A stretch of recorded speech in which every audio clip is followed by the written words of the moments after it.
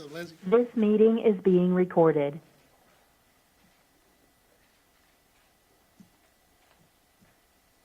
Thank you all for joining us. We'll have lunch and take it away. All right. Thank you, Carrie. Thanks, everyone, for joining us. Busy week, but I'm excited to be here today with our new head coach of the Sacramento Kings, Mike Brown, who, as you all know, is fresh off another championship. But we're excited to get him going here. Thrilled to have him. I'd also like to take the opportunity to introduce his family who's here with us today. So Rochelle, Cameron, Elijah, and Zianja. Welcome to our Sacramento family. So as we've said before, we conducted in the front office here a very robust, thorough, comprehensive process.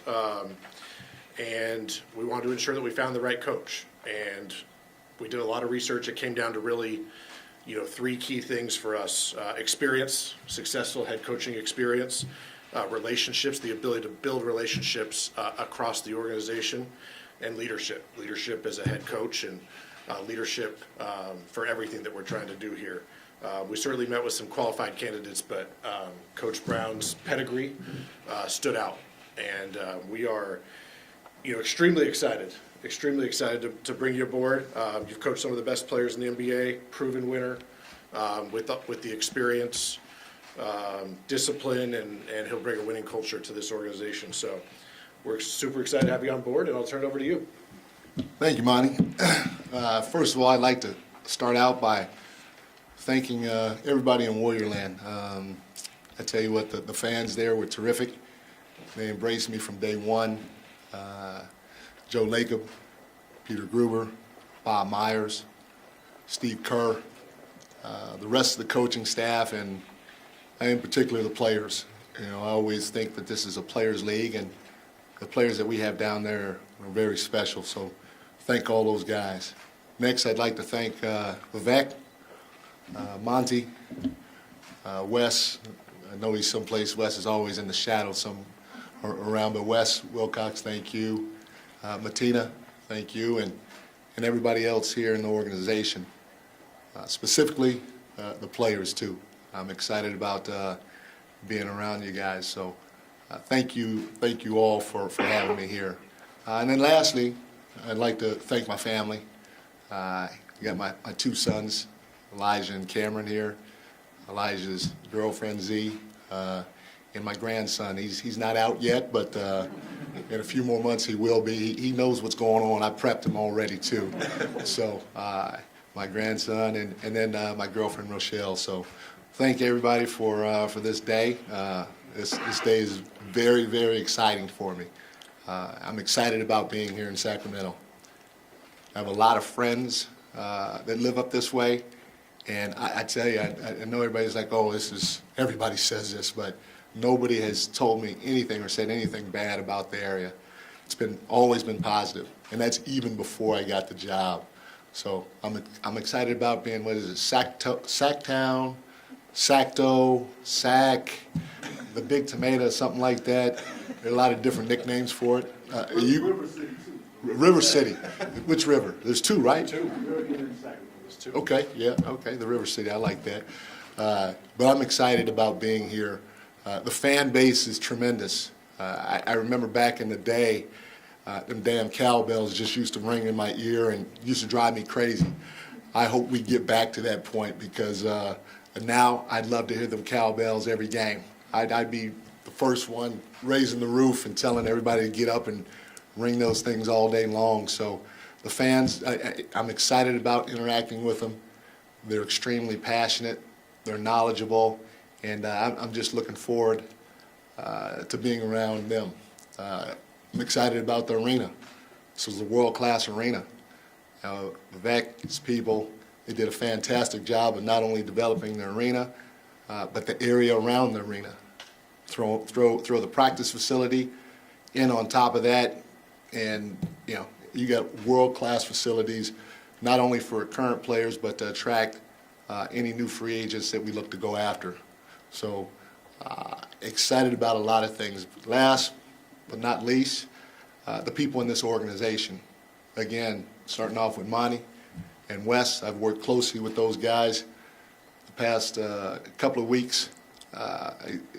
Their vision, their work ethic is second to none. I'm looking forward to continuing the relationship with those guys in all aspects. I'm excited about the players. You know, great young core. You talk about young fella sitting in front here, Avion, Foxy, Sabonis. He might get mad at me saying this, the old head compared to the rest of the guys. Harrison Barnes, got Rashawn sitting here. I'm excited about this team. But you know, one of the main reasons that I was brought here was to bring some leadership in a lot of different areas. I've been with a lot of different teams in my 30 years, and I've experienced what I believe is something that can get organizations over the top, not just in 1 year, but year in and year out. And that's having a winning culture. So my job is to lead in that area. Every organization out there, in my opinion, has a soul,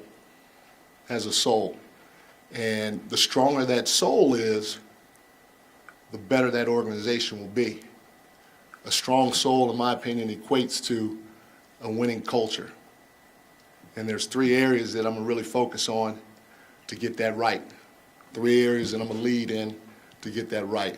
The first one, there has to be a vertical and horizontal alignment of trust within all the units of an organization.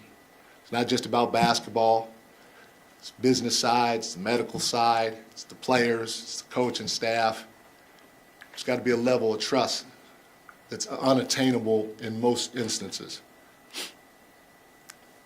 The second area is there has to be a set of values.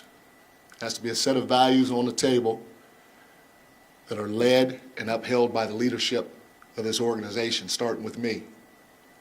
Eventually, it'll get to the internal part of the group, which is our players too, the leaders within our group of players too. And then thirdly, there has to be an embracement of your role. Everybody will understand what their role is. I'm not just talking about our 15 or 17 players. Everybody in the organization, from the business side to the front office again, will know what their role is and they'll embrace it. And if those 3 elements come together and come together at a high level, we'll have a winning culture here that's sustainable and long-lasting. I can't wait to get started. Mike, ESPN 1320 East, James Ham. When you, first of all, congrats on another ring. But when you take this job, Can you say that again? Yeah, is that one for the thumb? Nah, we got one for the thumb. I only got 4. Okay. So your path to this point in your career is ups and downs and roller coaster rides. As a coach, as a head coach, you did amazing things. But what did you learn in this last 6 years in Golden State that changed you as a coach from what you were before and what that you can bring forward? When you talk about myself, you know, the balance that I have being in an environment like that, I feel is at an extremely high level. You know, the feel that I have for a lot of different situations, including, you know, the pulse of the team, is something that, you know, you only can get through experience and experience with other guys. And so for me, it's a really big thing individually, is that balance is there. And I feel like I can bring a lot to the table for our group and making sure we're doing the right thing, not just long-term, but in the short term too. Coach Brown, Sean Cunningham, Fox 40. How can you detail maybe just how involved you were or weren't during these last few weeks, month, if you will? Involved with the Kings? Yeah, I mean, I can now, you know, because we won it. After our Dallas series, one of the things I did, I jumped on a plane. We had a day off. I jumped on a plane, flew down to San Diego, watched De'Aaron Fox work out, took him to lunch, him and his family to lunch, spent some time with one or two of our coaches, Luke Laux, that was down there, and then headed back to the airport. jumped on a Zoom with Rashawn and his agent and a couple other people, and then flew back up to San Francisco. So I've been heavily involved. I talked to every single player on multiple occasions. Some of them I talked to in person. Some of them I talked to on Zoom. Same with the staff that's still around. Talked to them on Zoom. Talked to them on the phone multiple times. Obviously, Monty's wife, she's a great lady, but every once in a while she may get a little irritated with him because I think he answers my calls more than hers. So. Not true. Smart man. I told you he's smart. I told you he's smart. Great answer. But no, I've been heavily involved. Hey, Mike, Chris Tavares, Fox 40 here in Sac. How much pressure do you feel to end the elephant in the room, that 16-year playoff drought here, and how much was that discussed during the whole interview process? There ain't no elephant in the room. You can speak on it. We're going to embrace that. I'm not coming here to, quote unquote, have fun and be excited and enjoy the area. I'm coming here to win. So we're going to embrace anything that's in front of us that talks about winning. So we look forward to it. Coach Brown. I'm sorry about that. Tony Harvey. Well, I'm gonna speak on it. Speak on it. One of these, no shade on Rashawn or Davian, because they're great defensive players, and it's been going on for like years. Just want to get your thoughts, your philosophy, strategy, or anything that you could provide for the Sacramento fans about defense. Defense has been pretty much the black hole, the nature of this organization. I know a lot of people that came in and tried to change the culture in that too, okay? But as far as your value and your trust and, the other things that you talked about, where do you begin on that? Well, the first thing is, without throwing a system out there to our guys, I'm going to preach from day one, they got to have communication, they got to give effort, and they got to trust one another. On top of that, you throw out a defensive system that fits for this group, and you have a chance to be pretty good. People look at Steph Curry, Belly, Otto. I said Belly because I've been with him. I still don't know how to say his whole name. But Otto Porter, Jordan Poole, Wiggins in Minnesota. I mean, I can go down the line of the quote-unquote personnel that we quote-unquote have with the Warriors, and people did not think that they can defend. And somehow, some way, we ended up the number 2 defense in the league. Now, will we be that next year? I don't know. Probably not. It's going to be a process, but I'm excited about all the guys. A lot of people don't know this, but I had that young man over there, Foxy, when he was in high school at an Adidas Nations camp, and obviously I walked away impressed with his speed, but I thought he was a dog defensively, and he is who he is because he earned it. So there's going to be a lot of pressure on him coming from me, not anybody else, to get back to what I know he can do on this level, night in and night out. So I'm excited about all of this, And then we got the young fella right there that's going to do his thing too. So I'm excited about all this, but it starts at the head of the snake. And those 2 guys up there, for me, great to have. Hey, Mike, over here. Deuce Mason, welcome to Sacramento. Thank you. What made this the right spot for you? Like, it's been a minute since you've had that full-time coaching gig. What makes this challenge one you're ready to tackle? The potential here. I truly believe the potential is off the charts.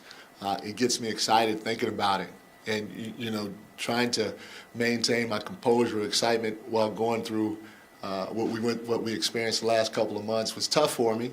But again, being around 30 years, you feel like you can find a great balance to do different things at different times. So the potential here is off the charts. The players here I'm excited about.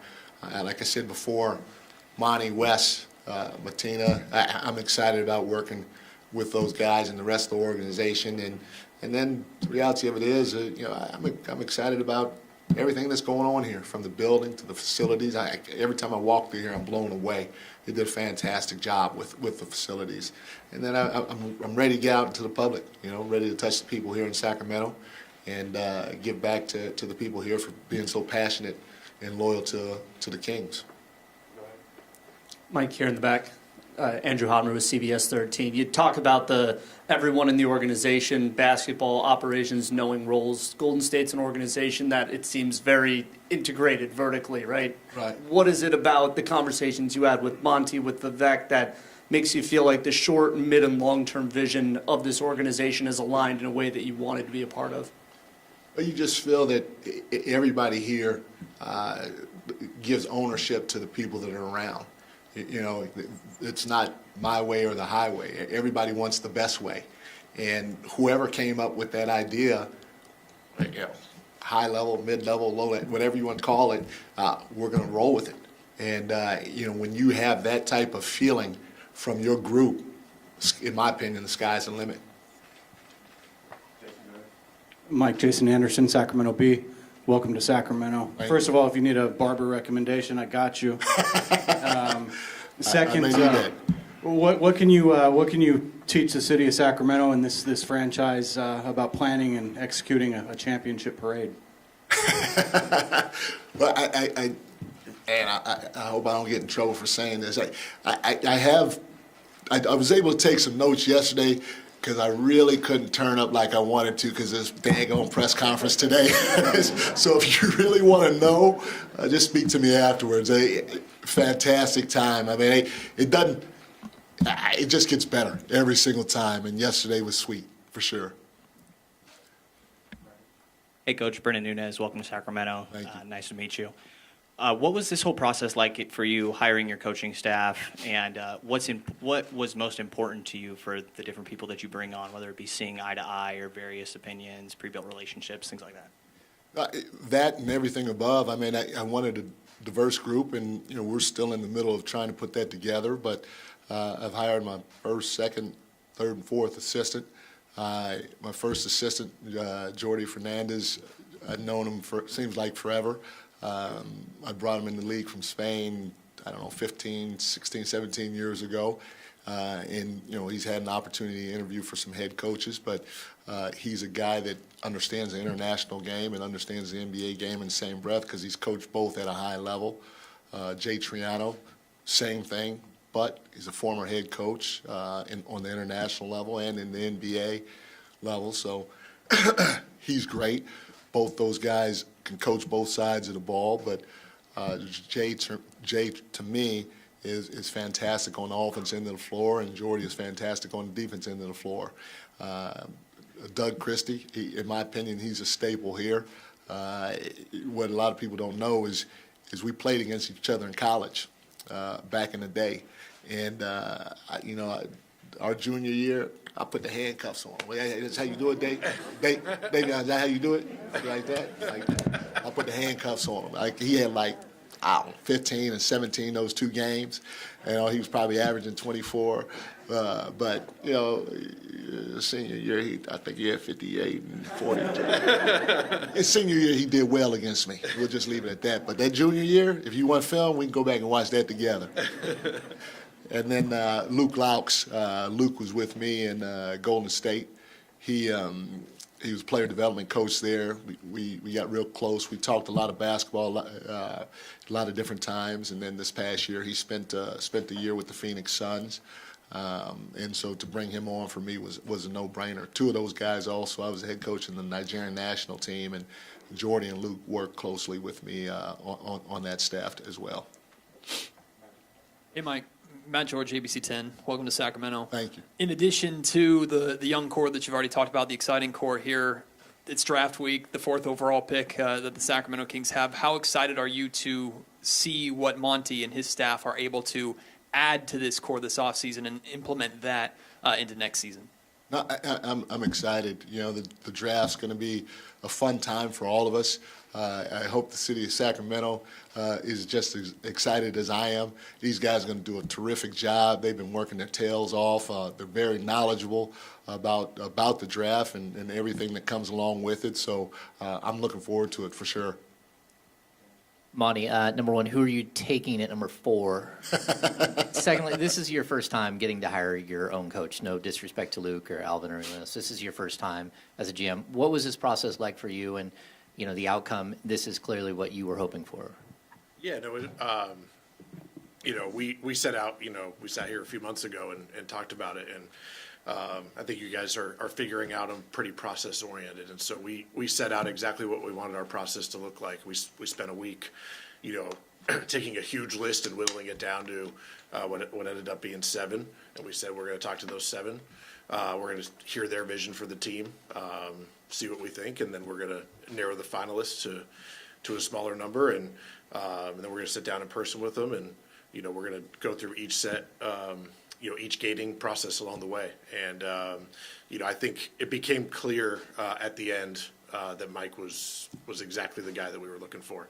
Checked all the boxes, and so I think I always feel more comfortable whether it's the draft, free agency, or a coaching search when we go through a process and we get to the end and the answer is there for you. So it was a fun process to go through. We actually, Coach and I were on a panel at a conference like 6 years ago and had forgotten about it. So we did have a little touch point before, but mostly getting to know Mike through the process was fantastic. Monty, along those lines, bringing him up to speed with the draft and kind of the process that you're going through, how much do you lean on him, that expertise, and try to use him as a sounding board along with pretty much all your staff as you go into Thursday? Yeah, well, we have a great staff. A lot of them are here, putting in the hours here in our front office. And, Mike's unfortunately been tied up with some other stuff, but we've stayed in touch, almost daily on what's going on here. And, obviously being in sync, we talked about the alignment, making sure that alignment's there every day on what we're planning with this team as we try to get back into the playoffs. So, Mike, I think has been he's coached some great players. He's been head coach, assistant coach on some fantastic teams, and so certainly his guidance on how he can utilize players, how he envisions the team playing. We've been in lockstep, and so we should continue to have those conversations as we get closer and closer to draft night. Yeah, Coach, on the topic of the De'Aaron Fox, Domantas Sabonis pairing, what do you think that they do really well right now, and what areas do you think that they can continue to improve as their careers continue? Well, obviously, as a tandem in the pick and roll, they're very, very good. They're not probably a top 3 combination in the league right now. So that's a given. Now you couple that, like I said, with Fox's speed and Sabonis' ability to pass, and it just gives you different ways to play. You get a lot of different ways that you can play the game of basketball, and I'm a firm believer in paint touches, and you can get paint touches a lot of ways. You can put Sabonis on the post, and he can facilitate from there. Anytime you get a paint touch, you collapse the defense so you can facilitate from there. And then you can also spread that floor out and tell Foxy to get in that paint and finish and or distribute. And so I'm excited about those two guys and doing a lot of different things offensively. Monty, I won't get all into the candidates, that you had lined up and stuff. I just want to know, at least the fans wanted to know, at what was the definitive point that you said, Mike Brown is our guy during this process? Yeah, I don't even know if there was a definitive point. We got through the end of our final round of interviews, and we sat down and we talked through it. And I think as we went through our checklist, I guess maybe that was the point where it was like, this guy checks all the boxes, and he's won at a high level. He's coached fantastic players. He's coached top 10 defenses almost his entire career as a head coach, assistant coach. Had some fantastic offenses. So all that stuff just kind of lined up, and I think at that point is probably when it became the most apparent. And just a quick follow-up. Did he explain, the trust, the value, and the things to you during that process? For sure, that was probably the first thing that Mike said when we sat down for our first interview, and I think we're aligned on that, and that's what he's shown that he is about and what he can do. All right, let's go to Zoom. Dave, go ahead. Hey, Mike, congrats on the job and congrats on the growing family. Being an assistant coach with a team like the Warriors that have had so much success has got to be one of the more stable gigs out there. And in this business, that's not necessarily something that comes part and parcel with these jobs. Why was this Sacramento opportunity the right one for you to leave the Warriors organization? Like I said, I'm excited about a lot of different things. I mean, shoot, look, I got on a gray suit. I got a purple shirt, purple and black, pocket square. My girl's got on a purple shirt. I mean, you got to be able to feel the excitement coming from me about being here. And again, it just the potential of the players on the roster already, and a few of them are here. Just Monty and Wes. What I feel about those guys, leading our group as well, and then just the city of Sacramento. I mean, there's just a lot of opportunity here for this place to explode, and I want to be a part of it. We get you in that suit on the sideline next year, or you back in the Monty look? Well, I tell you this, you remember, if you think back in the day 3 years ago, I was nice on them sidelines.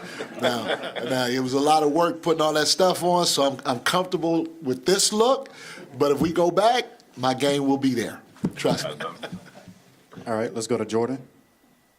Hello, Coach. You speak about a winning culture and your 3 contributing factors to achieving that culture. Was there a defining moment in your career where you decided about those 3 contributing factors?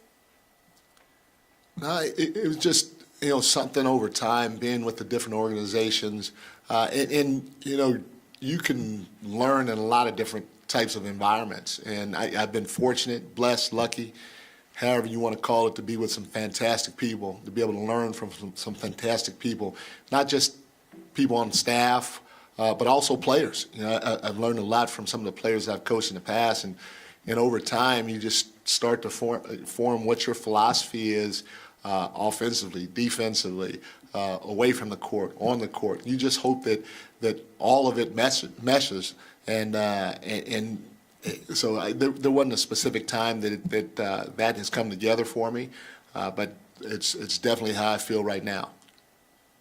Christos. Hello, Coach. First of all, congratulations on your new step. We realize from your shoot how good this split is. So I would like to ask you, you were being around win now teams during your career as a coach. Do you feel that the Sacramento Kings of the next season is a win now team, and how excited you are to lead this team through the playoffs? Like I said, I'm here to win, first and foremost, and I'm going to embrace that. We're all going to embrace that. So the excitement level for that is here, and I don't think it's any different for any other team, in my opinion, that I've been with. Regardless of the record, regardless who was on the roster, it's about winning. And when you taste that, it's addictive, and you want more of it. So that's the way I look at this right now going forward. Hey, Mike, you've done it before, taking over as a new head coach. What are some of the challenges, regardless of what you're walking into, of taking over as a new head coach in a shorter off season? Yeah, it seems like, I guess it was in 4 of the 6 years with the Warriors, our season ended about this time now, so didn't have a ton of time to prepare for the following season, but that's part of it. The biggest thing is, like I said, laying down the right foundation of a winning culture going forward. That's going to be huge.